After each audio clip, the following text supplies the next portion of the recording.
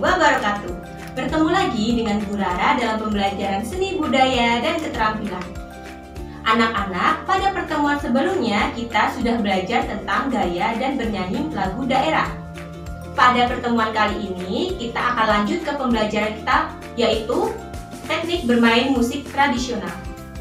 Tapi sebelum kita masuk ke materi, silahkan kalian simak terlebih dahulu peta pembelajaran dan tujuan pembelajaran kita ya.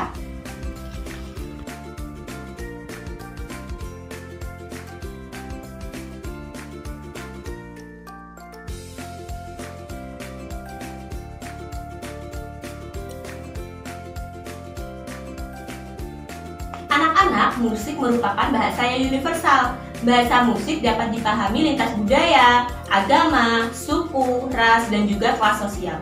Melalui musik, segala perbedaan dapat disatukan. Selain itu, melalui musik kita juga dapat mengekspresikan perasaan kita.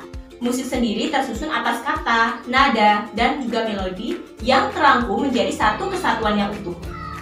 Pada prakteknya, musikalitas seseorang berbeda-beda. Perbedaan ini disebabkan oleh faktor internal dan juga faktor eksternal. Faktor internal yaitu musikalitas seseorang dipengaruhi oleh bakat dalam diri kita. Sedangkan faktor eksternal berasal dari luar diri kita. Misalnya saja selera musik yang ditentukan oleh kesukaan, kegemaran, dan juga dari lingkungan tempat tinggal kita. Instrumen musik tradisional sangatlah banyak macamnya. Selain dibagi berdasarkan sumber bunyi, alat musik tradisional juga dibedakan berdasarkan bentuknya, seperti bentuk tabung, bilah, dan pencor. Nah anak-anak, mari kita bahas satu persatu ya. Bentuk yang pertama adalah bentuk tabung. Anak-anak, bentuk tabung merupakan bentuk umum dari alat musik yang biasanya dibuat dari bahan bambu. Dalam perkembangannya, bahan bambu sekarang ini sudah dapat digantikan dengan bahan lain, seperti kayu maupun logam. Instrumen yang termasuk dalam jenis bentuk tabung yaitu ada calung, angklung, kentongan, sauling, dan juga buntung. Cara memainkan alat ini ada yang dipukul maupun ditiup. Nah anak-anak, berikut ini adalah gambar-gambar dari alat musik berbentuk tabung.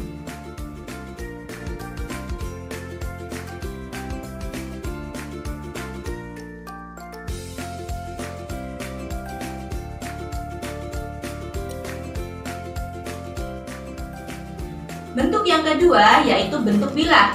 Berbeda dengan bentuk tabung, bentuk bilah ini tidak berongga, sehingga kekuatan bunyi masih perlu didukung oleh peralatan lain, yakni wadah gema sebagai ruang resonator. Permukaan bilah ada yang berbentuk bidang rata dan bidang cembung.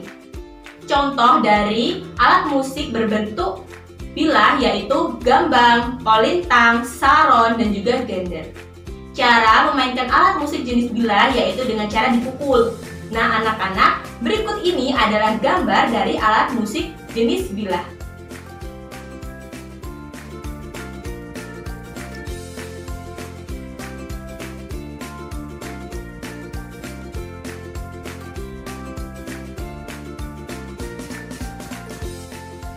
Anak-anak, bentuk yang selanjutnya yaitu bentuk pencor.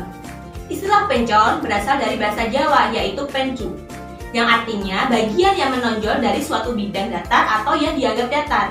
Pencu dimaksudkan sebagai tumpuan pukulan. Baik pencu yang ke atas maupun ke samping pada umumnya terbuat dari logam. Di Indonesia, alat musik jenis pencor ini terdapat cukup banyak dan tersebar di beberapa wilayah seperti bonang di Jawa, trompong di Bali, kromong di Betawi, telempong di Minang, toto buang di Ambon, dan kangkanong di Banjar. Cara memainkan alat musik tersebut yaitu dengan cara dipukul. Nah anak-anak, berikut adalah contoh-contoh alat musik berbentuk pencor.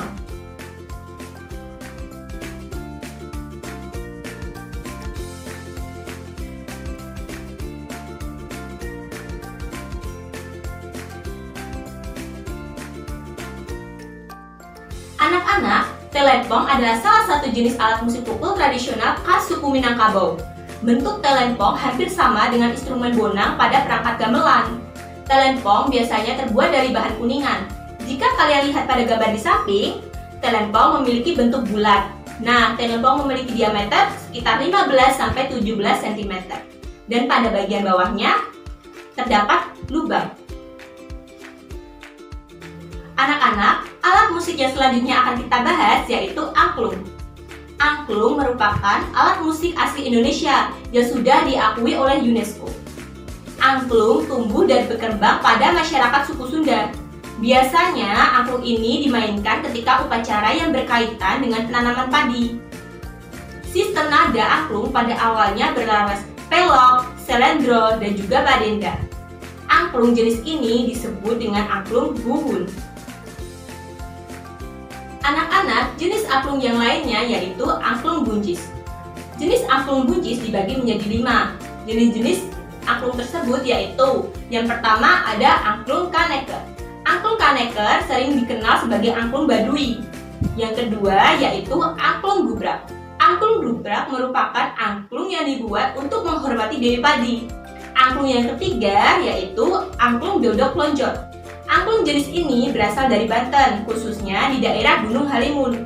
Yang keempat yaitu angklung badek, yang berfungsi sebagai hiburan dan media dakwah Islam.